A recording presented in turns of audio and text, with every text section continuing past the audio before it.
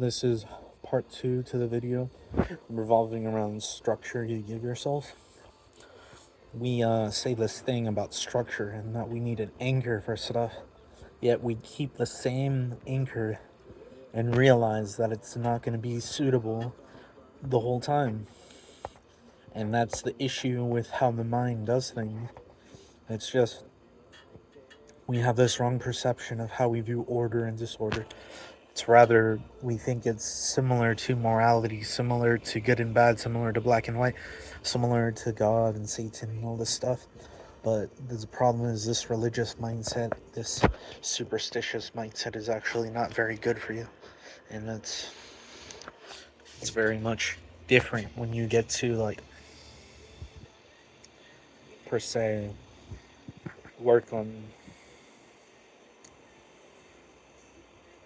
Sorry, I need time to just resolve myself right now.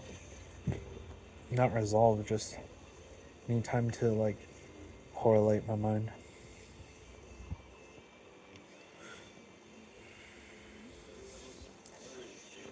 It's like when we feel about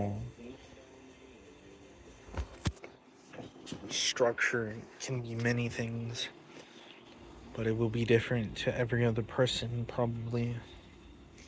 Yet we keep it the same our whole lives, and then we run into problems, and then that kind of, we blame it on others or blame it on ourselves, when all we gotta do is not overthink, but pay attention to what's around you, really, but not overly pay attention. It's not about, per se, a balance, because there's all these different ways of thinking that you can't just say a person's wrong because they think differently, because nobody's truly wrong or right. But when you go into the arithmetic and understanding of how things work, you realize that everybody kind of has already some sort of equilibrium that they hold in themselves. I'm not going to tell you to do anything you want, because that's wrong. That might be a 18th century thought pattern or 19th century thought pattern. Also, this idea of peace isn't necessarily peace, because when you're in just a normal setting, mind frame, or meditative, you see that it's actually harmful to other parts of your thought. And all our thoughts matter, all our emotions, all our energies, all of it matters.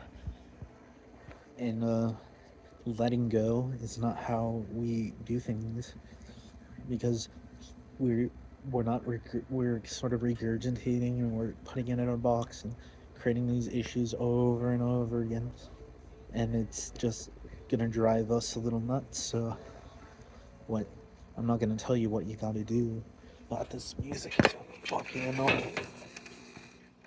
I'm tired of that. I'm tired of country. It's tired of pop music. All of it's irritating. Anyways, I'm not trying to be a little ruckus, you know? I'm drinking Arizona right now.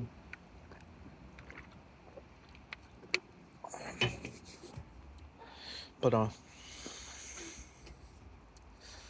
you don't need to meditate to figure out your life. You just gotta pay attention, but not too much attention. Like, kind of pertain to it.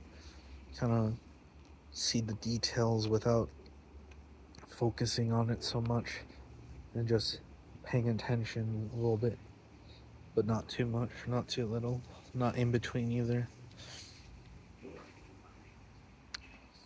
So, might not make sense to a lot of people, but isolation is necessary for a person, but also paying attention and being beside a person. It seems that sometimes we run into traps all over the place, but they're not exactly traps. It's what you do with your mentality that takes you places.